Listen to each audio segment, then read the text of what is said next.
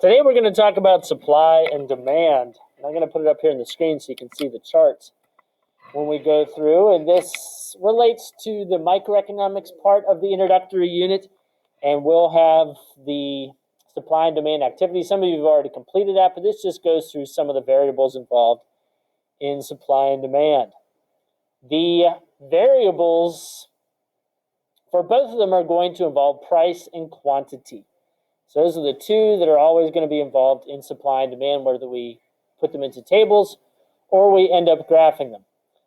So the variables you can see for the top chart there, price and quantity, are going to follow the law of demand. The price, whenever it is high, you can see the first entry in the top table there is $15. The amount demanded is going to be low, 1. So for instance, if we had this for containers of ice cream, and people bought them on a monthly basis, and you were going to charge $15 for a container of ice cream, maybe only one person is wild enough about ice cream to go in and buy it. So the demand is going to be low. If the price is lower, it's only going to be $3 for a container of ice cream, maybe 7 people will come forward and buy the ice cream. So that follows the law of demand. When price is high, quantity demanded is low. Whenever price is low, quantity demanded is high. And then with the variables with supply, and by the way, demand, going back to demand briefly, that is, of course, consumption. That's based on whatever people, businesses, the government buy or purchase. Supply is whatever is produced or provided. And so most of that is done by businesses and the government. They provide goods and services, but the people also sell things, like their labor, for instance.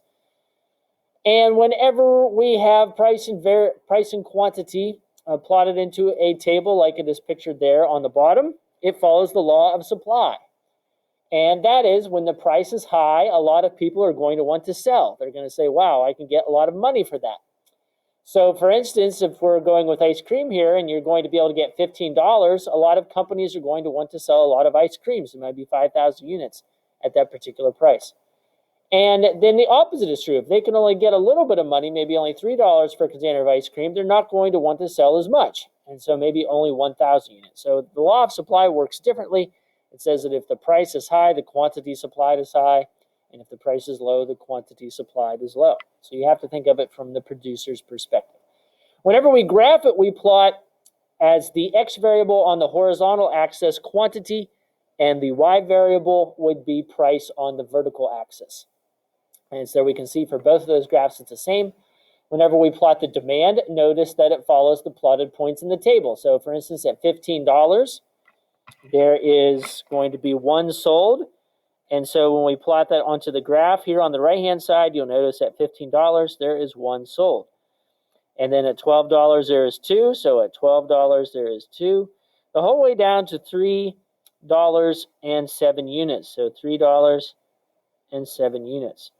And then we can connect the dots to make the demand curve in the activity in the unit 1 that I have for you. I keep it really simple. It goes in a straight line. But otherwise, it can be shaped a little bit differently, but it's always going to slope from top left to bottom right, and that's because of the law of demand. Then in supply curve, you can see it is sloped differently, and we're going to follow the same thing that you learned about in early algebra, plot these 2 points, $15 and 5,000, for instance, the whole way down to the lowest one, $3 and 1,000. And so we are going to end up plotting all those points and connecting the dots to make the supply curve. And it slopes the opposite way, from bottom left to top right, because of the law of supply.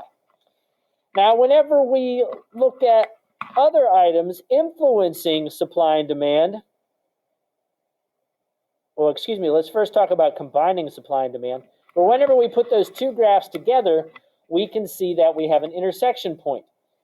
And that is called the equilibrium. This is the best place for both producers and consumers to buy and sell the product. So at, for instance, the price of 9, you're going to have the quantity of 3,000 in the entire marketplace that is going to be supplied and demanded. So that is the best price for everyone. This area in the top half above the 9 quantity is going to be the consumer surplus. That is the benefit of consumers because they didn't have to pay more than this price. And then the same down below here, this area, this kind of triangular area, is going to be the producer surplus. They got more money than what would have been available at all these other levels. And so influencing supply and demand causes the entire curve to shift. So here we can see the demand curve either shifting to the right or shifting to the left. So some of the things that influence demand, fads, popular tastes, advertising, a big population of people like the baby boomers, those would all influence demand positively to make it move to the right because there'd be an increase in demand at all price levels. And one other thing that can influence supply or demand, in most cases would be income. As people's income goes up, as more people have jobs and their wages and salaries rise, then there's going to be a demand increase for all normal goods. Now, the reason why I left that one for last is because it's not always true. It isn't true for inferior goods. As people's income rise, typically they buy less ramen noodles and hot dogs and other types of things, generic products. And so for inferior goods, actually the opposite is true. But for all normal goods, you'll see demand increase with the curve shifting to the right, where this first red curve is on the left-hand side. And the opposite is true. On the right-hand graph, this would be when something becomes unpopular, when the population decreases, when people lose their jobs, when incomes drop. You will see demand decrease at all price levels, and it will shift to the left, as pictured up here on the right-hand side of the screen. And then we'll look at supply changing. Supply can change in the variety of ways. Let's look at the right-hand side first, this right-hand graph. This is where supply is increasing by shifting to the right. What kind of things can increase supply? Better technology, for instance. Government subsidies, so the government steps in and helps out companies. The decrease of regulation and taxes can help increase supply. Costs going down. If you own a bakery and the cost of flour and sugar goes down, you can supply more. So all those things will help increase supply and shift it to the right. And then on this left-hand curve where it's shifting to the left, that would be where supply decreases. So costs go up. The cost of flour skyrockets. Obviously, bakeries aren't going to want to produce as much. Or if there is some type of natural disaster that causes supply to be briefly disrupted, it will cause supply to shift to the left. Or if labor costs go up, your employees want more, it's going to cause supply to drop. So all those things will cause supply to shift to the left. And whenever that happens, we go back to this one here, we can see that when supply increases and it shifts to the left, like it would be here on this graph, then the price drops. The equilibrium point would. If supply decreases, then the price is going to rise.